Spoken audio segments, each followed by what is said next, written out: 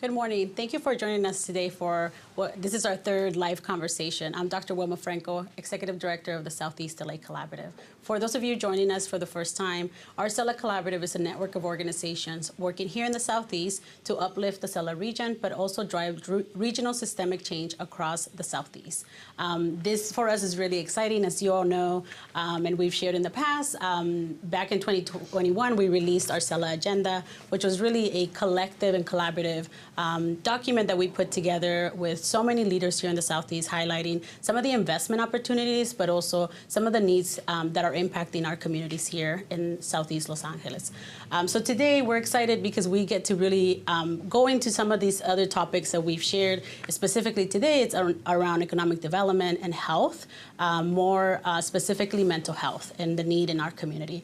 So part of our efforts is part of this larger campaign that we launched 2 months ago, Our SELA Region campaign, to uplift positive stories where our nonprofit sectors are leading the way in partnership with our cities here in the Southeast. So we're excited that you're joining us, and we're looking forward to really kind of sharing a little bit more about the amazing work taking place here in the Southeast.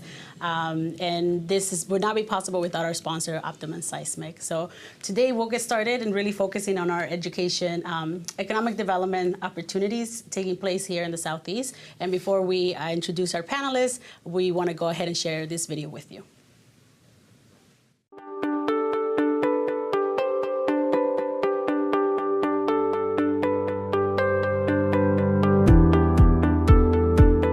Maywood, unfortunately, has one of the highest unemployment rates in LA County, due in part to the almost non-existent middle-class union jobs, educational deprivation, and the shortage of home ownership that restricts the capacity for families to develop generational wealth. But despite all these struggles, the city of Maywood has built collaborative relationships and capacity-building efforts to support future generations. With Californians for All Youth Job Corps funding, the city, in partnership with HubCities, has launched the Maywood Youth Workforce Program. HubCities Consortium is a nonprofit organization that has provided employment and training opportunities in the SELA region for over 30 years. The mission of HubCities is to provide community access to a variety of comprehensive employment and training services. This enables job seekers and workers to achieve meaningful employment opportunities and to assist employers meet their employment needs. The Maywood Youth Workforce Program will accelerate the city's goal to establish a workforce development program in alignment with its economic development objectives to build organizational capacity and leverage public and private resources. It would also help Maywood's youth acquire practical employment skills, obtain paid internships, discover potential career opportunities, and understand the importance of staying in school. Californians for All Youth Job Corps provides interpersonal, time management, and problem-solving skills crucial for career growth. The first cohort included 13 youth with over 220 hours of paid work experience. We must continue to identify opportunities to generate wealth through knowledge and asset accumulation, and increase the quality of educational systems in SELA, focusing on the K-12, higher education, and workforce development pipelines through funding and partnerships.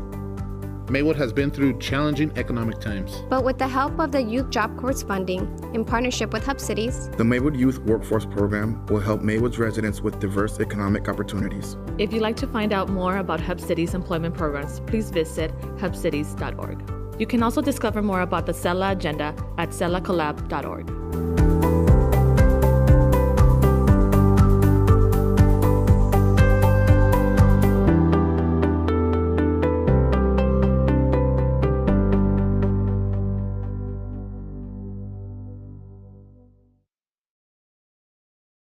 So economic development, as you know, here in the Southeast really is a critical component of thinking about how we ensure that our communities can move forward. I'm so excited because I get to share space here today with our colleagues from Maywood and HubCities. And then so we're going to have you get started with Joe. And if you want to introduce yourself, tell us a little bit about yourself and then the organization that you lead.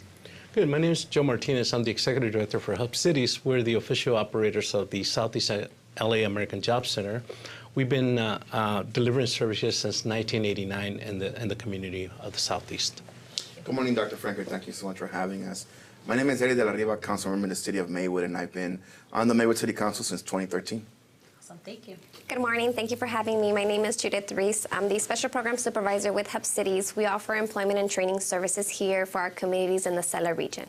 Awesome. And you've been doing these services for almost 30 years now. Since 1989, we've been representing the Southeast area, which is Maywood, Southgate, Linwood, Cudahy, Huntington Park, and Bell Gardens. Awesome, thank you. So Joe, we're going to get started with you. What has it meant to launch the Maywood Youth Workforce Program?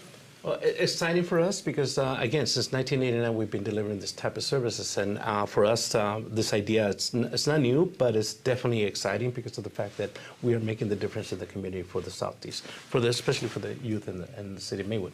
Most of the time in this community, or in the communities, we don't get a lot of, we get a lot of youth that haven't provided an exposure to career paths, to events and what have you, and to higher education. So this enables us to do this. And thanks to City of Maywood for having this idea and the vision to provide us the opportunity to submit a proposal to the state of California so that we can turn around and deliver this type of services. So what's the role of the state in the program? The role of the state is funding, which is and supporting, and their vision as well too, because they're accepting our vision, the City of Maywood's vision, to do this type of program.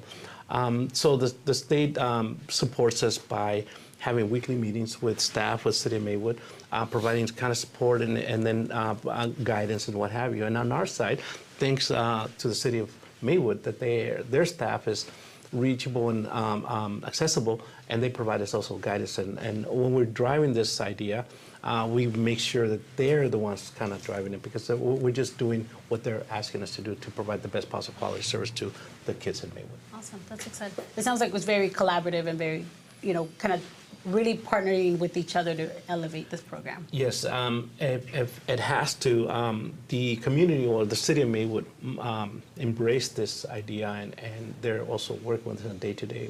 And that's why it makes it work. The state of California, again, on a weekly basis, provide support. So that's why it works, because everybody's vested in it, into this project. Awesome, thank you, Joe. Council member, why is this an important initiative for the city? Well, just like Mr. Martinez said, more than anything, the exposure for our youth, the opportunity to learn real-world skills and apply them every day. It's one thing for our youth to go to school and read things in a book, in the textbooks, but it's another thing to actually be in the real world and be able to experience a lot of this. And like Mr. Martinez said, the different pathways, different career pathways that sometimes our kids aren't exposed to or aren't aware of, so to be able to have this program for them is very, very important to us. Awesome, thank you. Judith, I know you work directly with the programming, right? What support does programs like the Maywood Youth Workforce need moving forward? I would say awareness, right, that the SELA region is aware of the resources here, and then the continued partnership with other organizations and the cities to identify resources for our youth here so we can continue the career pathways and exposing them to, different things that they may not be familiarized with. Awesome. And I know while this program specifically for youth, HubCities also provides other services, correct? Yes, aside from the youth services, we also offer services for our adult and dislocated workers, as well as our business community as well. Awesome. And I know, Joe, you were sharing a little bit more about specific programs that you've had in the past and the impact of that. Again, since for over 30 years, we've been providing services. One of the programs that we had back in the 90s was a college prep program, where we had youth from the Southeast area. We bring them out, and then we send them out to New Mexico College, actually. And we had them out there for 2 weeks. They did the intern. They did everything. They did the dorm. They got a job. They did the whole thing. And it was a very successful program. Over 90% of the youth in that program were continue to higher education. So programs like this one is going to hopefully enable us to help the youth, continue to help the youth get into higher education or get into apprentice programs or get into other programs that are going to be successful and be able to provide back for themselves. And I know as we were having this discussion, right, I'd also shared like the funding, right? So what does HubCities and specifically the region as well need in terms of workforce development moving forward? The Southeast is very unique. It has about 480,000 people, and HubCities only receives X amount of dollars, which is not even 1/10% of the individual funding that should be for this individual area. We should be able to have more funding in other areas as well too, to help the youth and education and higher education, and also for jobs and training. So funding will be the number one thing, I think. And then of course the support, the vision like the city of Maywood has that we're able to see, and other cities in the area as well too. Council member, why are partnerships and collaborations like this important? Well, in Maywood, and I think I can say the same for my colleagues in other cities, is we understand, and we've understood for a long time, that we can't go at these things alone. In order for cities like Maywood to be successful, we have to be able to partner and collaborate with organizations like HubCities and our neighboring cities. Maywood is 1.2 square miles, about 30,000 residents. We're one of the smallest cities in the county, but yet we're one of the most dense in the entire state. So that alone creates unique challenges to the city of Maywood. And I think oftentimes cities of our size, cities like Maywood, are forgotten and left behind, and to more well-known cities like LA, obviously some of the bigger cities. And so for us to be successful, for us to be able to have the impact that we must have on our residents, we have to be able to partner with like HubCities and other organizations that can help us bring those much needed resources and opportunities to our residents. Yeah, awesome. What has this specific program meant to you?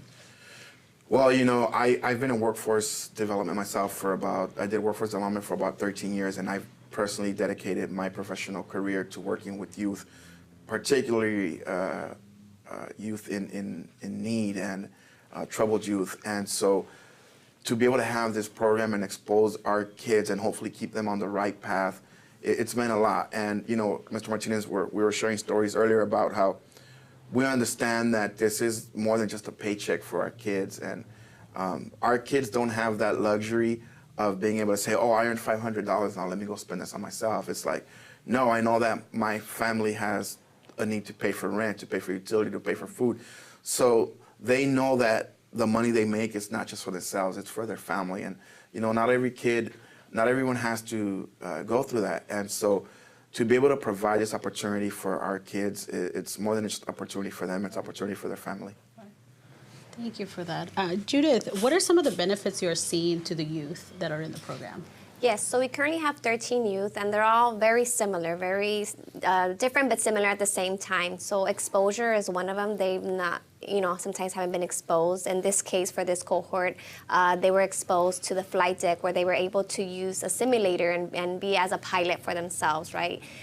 They were exposed to Slauson Occupational Center, where they learned different career pathways that, yes, sometimes four-year college may not be something that they can do now, right, which is okay, but let's gear you to that. Let's prepare you to be ready for college or higher education in that case. And then social skills. So when they first came in, you know, they're very shy, very to themselves, but working together, they have one thing in common, which is the city of Maywood. We're going to work together to make our community better. So what can we do to improve the resources in our city, to provide feedbacks to our elected officials on how we can improve the city of Maywood and for our communities as well.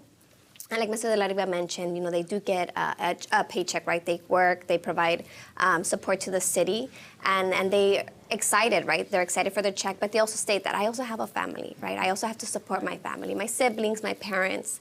So it's good to see them now bond and provide each other feedback on how they can improve. And then moving forward, how can they continue to have these programs here in the city of Maywood, and how to make it, you know, how to improve that.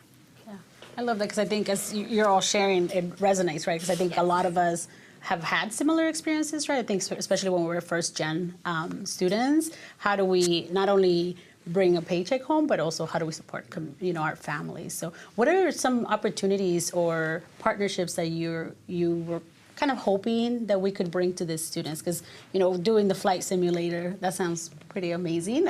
What else do you hear from the kids that they would like to be exposed to? Okay. Well, you know, they didn't understand what a flight simulator was going to be, and when we got them in, they loved it. But the other part they learned was that, oh, wait a minute, I could be a pilot? Yeah, but you have to go to higher education. You have to go do this. So we give them the steps. I could be an engineer. whoa, wait a minute, I didn't know that. So a lot of the things that we're providing them exposure to, they were not aware completely. So simple thing, we took them to the Getty Arts Museum. They don't understand that art and what have you. It's a whole world out there, right? So they're excited about that, and it's fantastic. So we have other programs as well too that we can, but you know, we do our best to try to focus on this program for this particular part, but it's exciting for them. It's exciting for them. That's exciting. One other question that we wanted to just kind of really touch on was around what are you hoping people take away from the conversation and even just understanding like the resource that's available? You know, for me, what I take is gratification that I've been doing this since, with HubCities for over 30 years. And to me, every single day is exciting. Every single day that I go to work, I know that I'm going to make a difference in somebody's life or in the community per se. I take this as a business approach, so I always do my best to try to figure out what is the outcome that we're looking for here to benefit the individual community or to the individual resident. When we provide a classroom, when we provide a service to them, what is the benefit going to be, and what is going to be in the long run for them? Right. And that's what we want. We want to make sure that years from now, they understand that somehow, some way, HubCities made a difference in my life, and this is why I'm here. I get to see individuals that 30 years ago we helped, and that's the big payback for me. Yes, thank you. Reward. Awesome. Thank you. Councilmember. Well, I think what I hope people take away from this is just the amazing opportunity. This is more than just a paycheck. Mm-hmm. You know, when Mr. Martinez told me about these ideas, it aligns with what I love doing. What I think is important is that it's more than just, hey, you're going to work and you're going to volunteer somewhere and get a paycheck. It's like, no, you're going to learn these very important, critical skills that you're going to need every day. And it's been an amazing opportunity for our kids. And, you know, I want to thank the state of California for believing us and trusting us with this very important project. And I hope it continues, because I get messages from my community when I post what our kids are up to and what HubCities has them doing.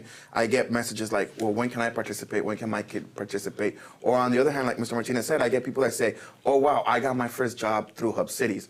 And these are adults that, you know, that have their own kids now. So the importance of a HubCities, the importance of having these resources available to our kids. You know, oftentimes when people think of communities in need, they don't think of Maywood, they don't think of Cudahy, they don't think of Southgate, they don't think of the Southeast, they think of South LA, they think of East LA, which is, yes, absolutely those communities need help, but so do our communities. And so to have a resource like this available for our kids, I think it says a lot. It's very important to us. And as a council member, what do you hope that other cities kind of learn from these type of collaborations? Well, I think it's not so much that they've learned. I think they all recognize it. You know, and I'm in constant conversations with colleagues in the surrounding cities, and we all understand that this is important. And I hope that they also will take this opportunity, see the success that we've been able to have in Maywood, and we can then apply this to the entire region. So I think my colleagues understand how important this is. Awesome, thank you. What about you?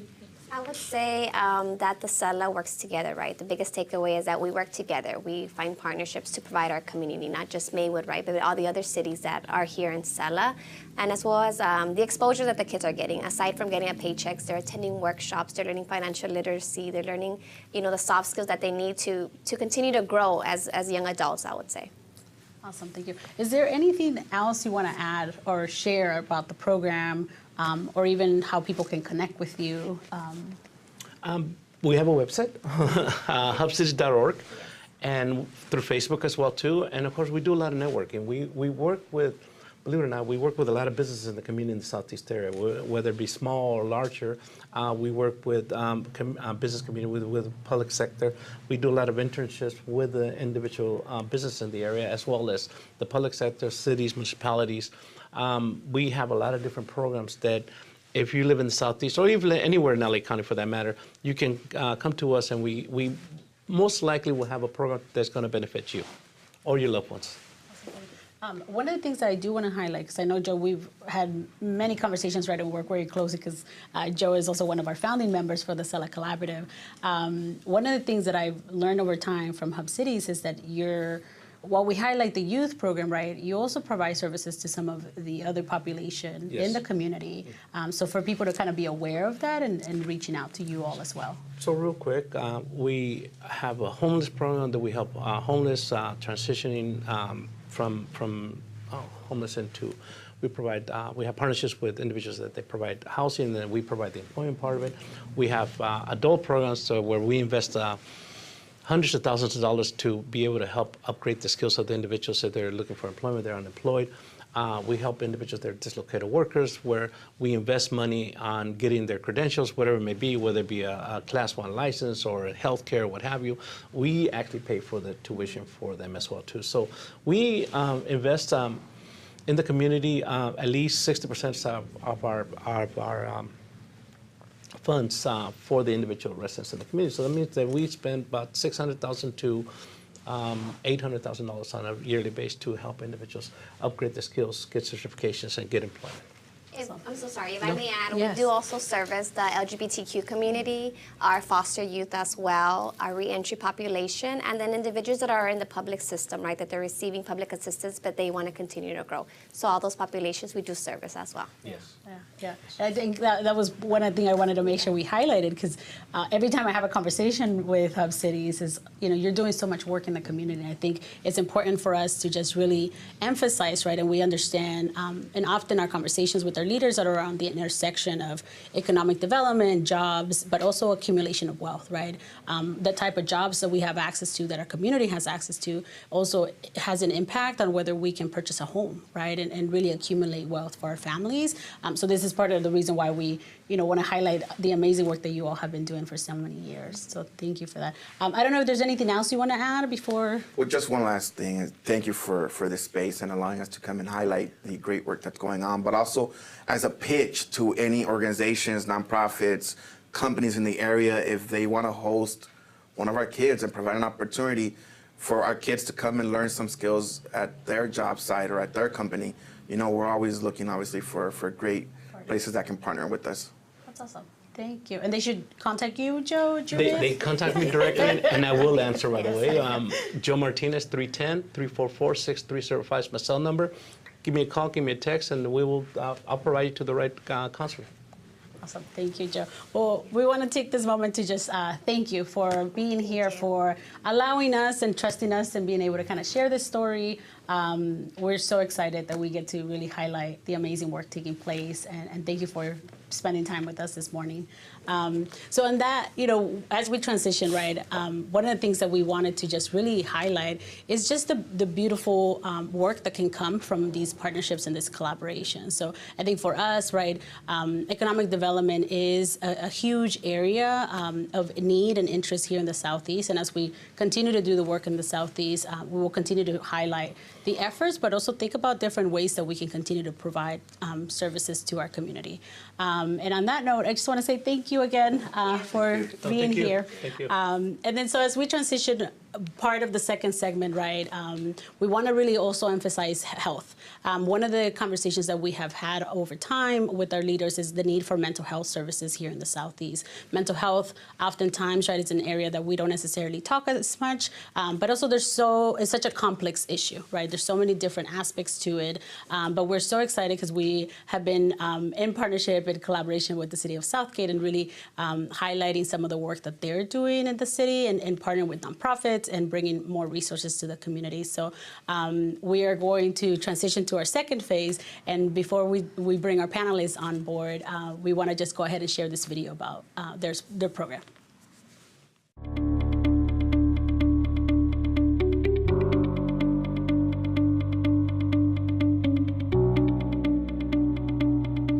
At the height of the pandemic, COVID-19 not only affected the physical health of the people of SELA, but also their mental wellness.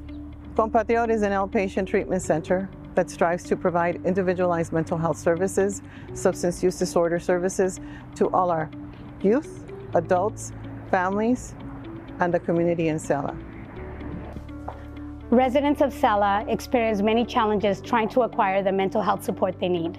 There are very few mental health facilities in SELA, and many of those seeking help have to travel far distances to get there. Our treatment center is trying to change that. We are located here in Southgate, close to our community, within walking distance. Here at Compatior, they learned that Southgate residents were in critical need of mental health, substance use addiction support, and behavioral health facilities, and chose to open a local place to offer assistance. They began providing services in a small building, but with the hard work of the team and support from the community, they have been able to grow over the years. As a former clinician, educator, and mayor of the city of Southgate, I fully understand the level of mental health support needed by our community. During the pandemic, we saw the struggles and challenges that many people here in SELA encountered. Our city was able to allocate funding to provide COVID-19 counseling alongside Compatior. They have been a pillar in this community and helped many people throughout the years. Hi, my name is Claudia, and I'm a Compatior alumni. I struggled with mental health and decided to seek help. Because of my substance abuse, I lost my family, my children, and myself. I found the courage and strength within me to seek for help and decided to contact Compatior. After completing their program, I've been able to stay sober and get my life and my family back. Compatior changed my life, and I learned that recovery is possible with the help of supports from organizations like Compatior. Here at Compatior, we can help you with your counseling needs. It's okay to ask for help. Our intensive outpatient services are provided in accordance with individualized patient treatment needs. Our program includes a planned regimen of treatment to enhance our patients' ability to move toward long-term recovery. Some of our program's objectives are to educate the clients about healthy interpersonal relationships based on openness, respect, and honesty, while educating clients on healthy ways to communicate and express feelings. We must invest in deepening advocacy and building the capacity for SELA nonprofits to continue to serve our community members. Creating and having an operational treatment center here in SELA is challenging. But we are persevering and recognize that our services significantly help the people of Southgate. With the help from the city of Southgate, our elected officials, Mayor Avalos, and our staff at Compatior, we've been able to help the people of SELA. If you or anyone you know has a mental health challenge or struggles with substance use, please visit our website at www.compatior.org for more information. You can also discover more information about the SELA agenda at www.selacollab.org.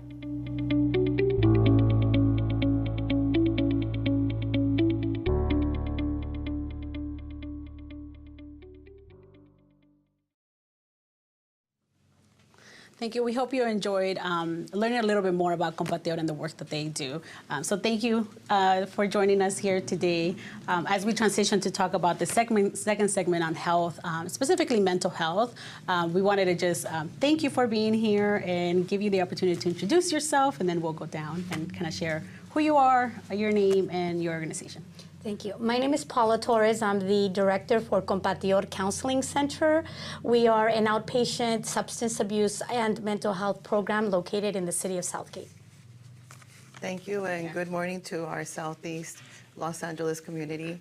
Just wanted to say thank you to SELA Collaborative for hosting us. My name is Maria del Pilar Avalos, and I am the mayor for the beautiful city of Southgate. Thank you for joining us. Claudia? Hi, my name is Claudia. I'm a resident of Southgate, and I'm a counselor for Compatior. Thank you for joining us here. So Paula, we'll start with you. Can you just tell us a little bit more about how Compatior became involved in substance use disorder treatment and counseling services? Sure. So we started in the year 2009, and it really came about because we have, family members, friends, and community members that were in desperate need of counseling services, and at the time also advocacy services dealing with complex mental health issues or, just legal cases with DCFS. And so we began there. The word Compatior means compassion, so we ensure that even today all of our services are provided with a compassionate, caring, and on an individual case basis to all of our clients. We've been providing services nonstop since 2009. We started in a 16 or 1900 square foot facility, and now we are located in the heart of Southgate on what we know it as the Tweedy Mile, and across the street from the previous agencies, HubCities. So you can, go across the street, and we're going to be there, and we'll walk you across the street for them. Yeah. Thank you, Mayor. Yes. Avalos. How did the city become involved in partnership with Compatior? I think it was very organic because it was at the height of the pandemic that we realized that there was a lot of need. A lot of cases of COVID were coming through. Unfortunately, a lot of those individuals that came down with COVID felt really alone because we didn't know how they were able to survive without being in contact with someone else. So the stigma of you have COVID, ooh, don't touch me, was very real at the height of the pandemic. So I think as a city, we realized we need to provide that support system to our community members. So with Compatior being able to step in and say, hey, we're here, our doors are open, where everything else was on lockdown, I think was a life-saving lifeline to a lot of our residents in Southgate. Awesome. Thank you for sharing that. Claudia, what have you seen in terms of access to this type of treatment and services in the community? It's great. Compatior is there to help anybody in need. I went through stuff and they were my go-to. And 2 years ago, since 2 years ago, I've been there and I'm an alumni, a recovery coach as well. And it's great. It's a great place to go to. Awesome, thank you.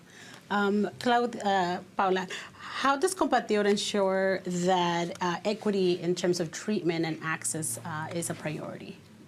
So as part of our mission is, again, Compatior, to have compassion. So when they walk in there, we treat each and every case on an individual case basis. And we always try to see those cases through their cultural lens and what they're going through. The SELA community, we were among some of the hardest hit cities at the beginning. I remember seeing the code red at the pandemic, and a lot of individuals had a lot of isolation, like the mayor said, and were in need of just desperate supplies even. And so with the pandemic, which no one was prepared, there was no instruction, we had to ensure that everyone that walked in through through those doors had access to substance use disorder counselors, mental health experts, and like Claudia, recovery coaches that can work with them. Our counselors are pretty much a rainbow of cultures, and everything from Mexico, Jalisco, Central America. We represent every person that comes in there.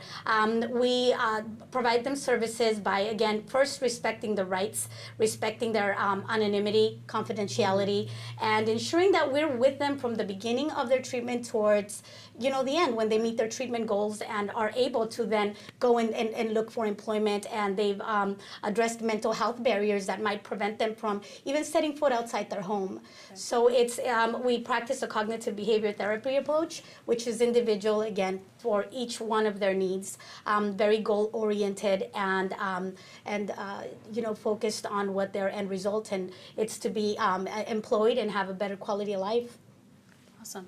What are some of the things, because I know, as we had talked in the past, mental health is not something that, people are necessarily open in discussing, right? And oftentimes it's seen as a taboo. Like, what are some of those things that you just really kind of encourage folks or want to highlight in terms of access to mental health services? Yes. So to pay attention for the little things, because mental health doesn't just come and hit you in the face. It's something that is a slow, gradual process. You know, when you are at home and you're losing interest in your daily activities, maybe, you know, calling your children and, you know, you were used to calling them every day. Now it's down to once or twice a week. It's really understanding your own life and how it's changed. So it's a very intimate process for everyone. Our program deals with adult and youth. And when we treat each client, it's as a family whole, because again, understanding what recovery means. It's not just recovery as we see it from alcohol or drugs, but also depression and isolation.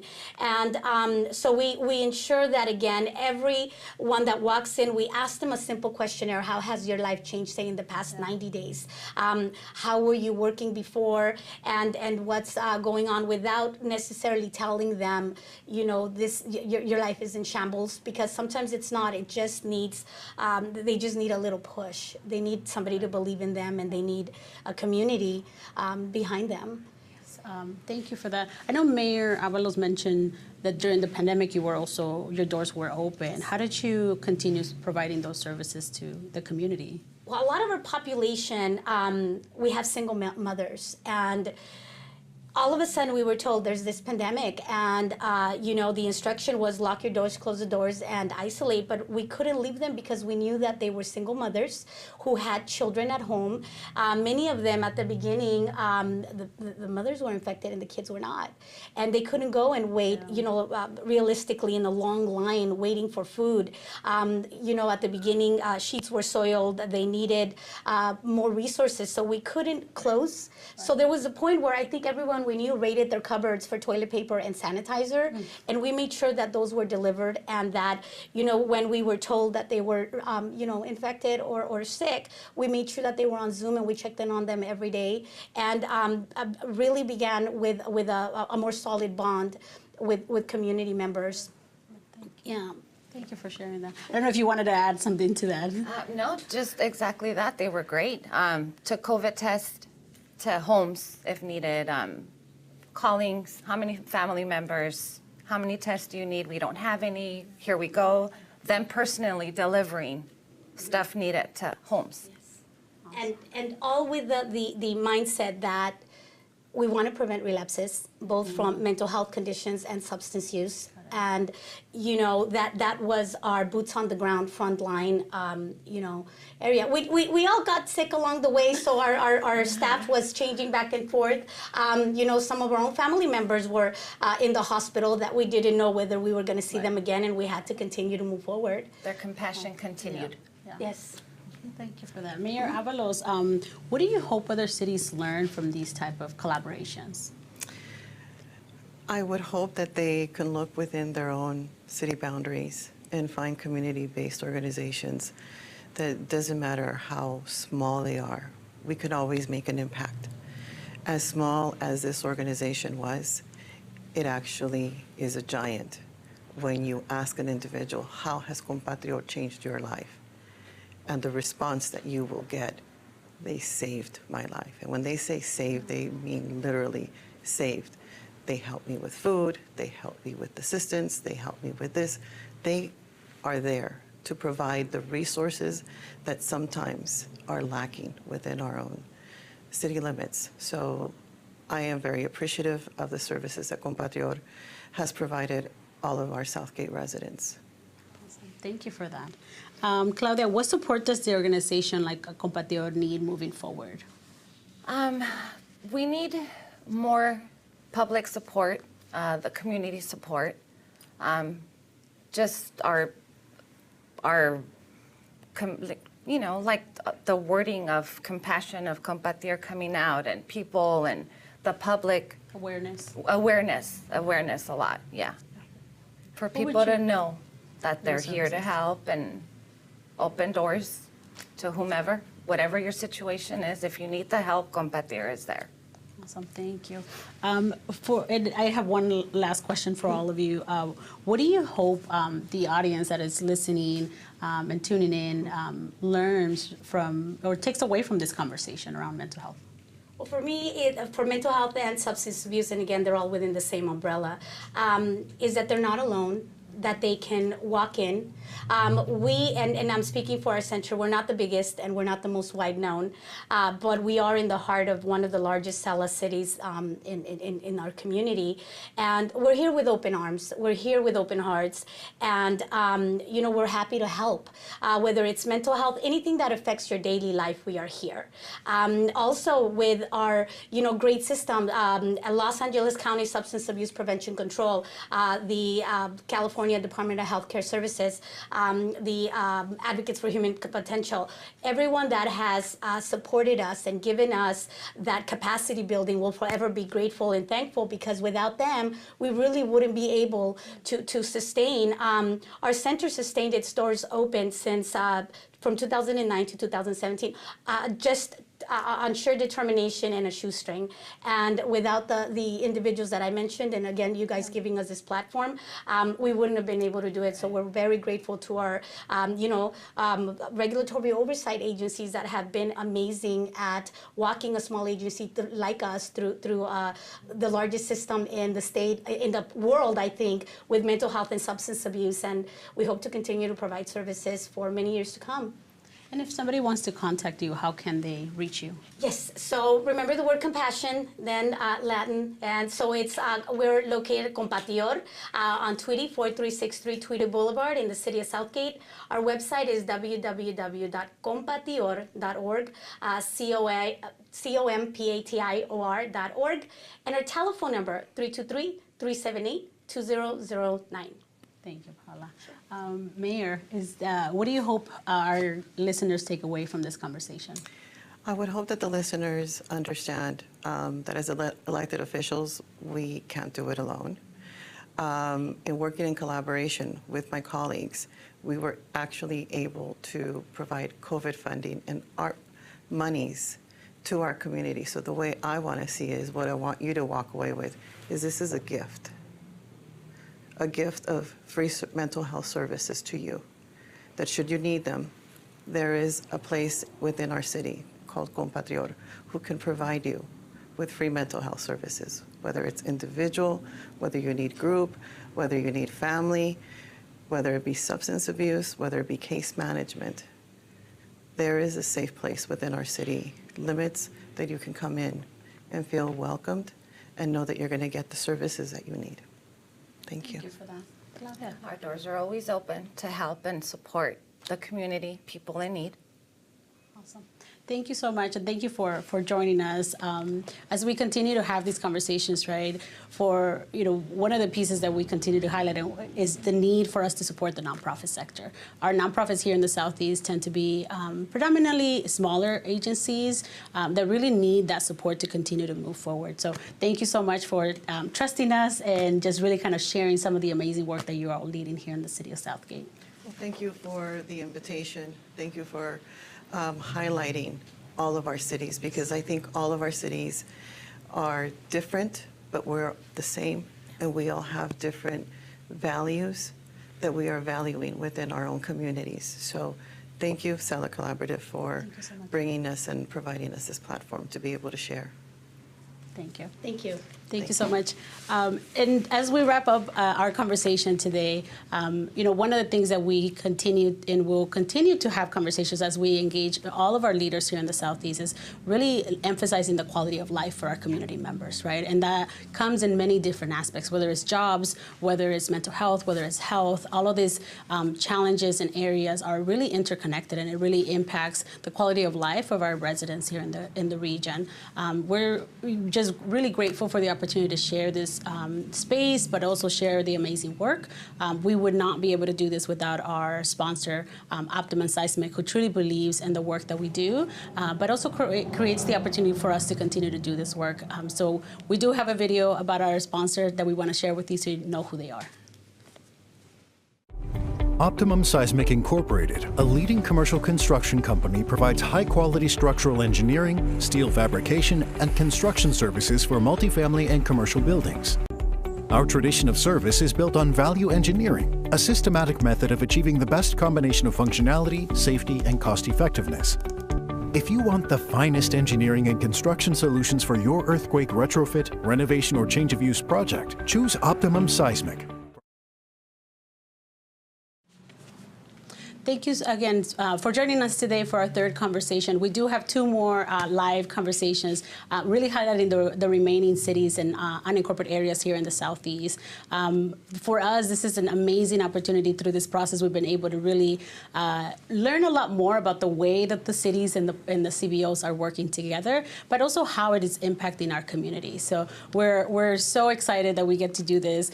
We do want to thank our media partner, Night Flare, for their amazing work in putting the production together in these videos and really kind of sharing the work that's taking place.